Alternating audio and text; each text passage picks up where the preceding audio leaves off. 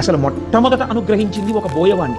వెంకటేశ్వర స్వామి వారికి చామదుంపలు తేనెలో పెట్టి ధన్యత పొందినవాడు ఆయన. ఒక రోజున చామదుంపలన్నిటినీ ఉడికించి మెత్తగా అయిపోయాయని చూసి తేనె పట్టుకొచ్చి దోణిలో పోయివే పట్టుకెడతాను వెంకటేశ్వరుడికి అన్నాడు. ఆవిడ చూసింది తేనె అయిపోయిందండి భార్య. ఆయన అన్నాడు, రా మన ఇద్దరం వెళ్ళి తేనె పట్టుకొద్దాం. కొడుకుని పిలిచి అన్నాడు, రే నువ్వు ఈ చామదుంపలు జాగ్రత్తగా చూస్తుండు, నేను అమ్మ వెళ్ళి తేనె పట్టుకొస్తాను. అలాగే నాన్నగారండి అన్నాడు. వాడు కూర్చున్నాడు. బోయవాడు భార్య పక్కన ఉన్న అరణ్యంలోకి వెళ్ళారు తేనె కోసం. చేసి తేనె పట్టుకుని వచ్చాడు ఆయన వెంకటేశ్వరుడితో కలిసి తింటాడు. అందుకని ఆ తేనె పట్టుకుని వచ్చే లోపల ఈ పిల్లవాడికి ఆకలిసింది.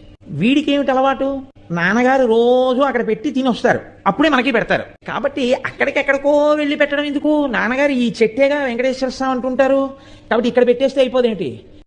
ఈ పిల్లవాడు నమ్మాడు, ఉన్నాడు అక్కడ ఈశ్వరుడని. తినేశాడు చెట్టు రూపంలో ఈశ్వరుడు. తినేస్తే తండ్రి వచ్చాడు, వీడు మిగిలినవి తినేశాడు. స్వామికి పెడితే తినేచ్చుగా, తినేశాడు వాడు. తండ్రి వచ్చాడు, ఏవిరా చామదుంపలు అన్నాడు.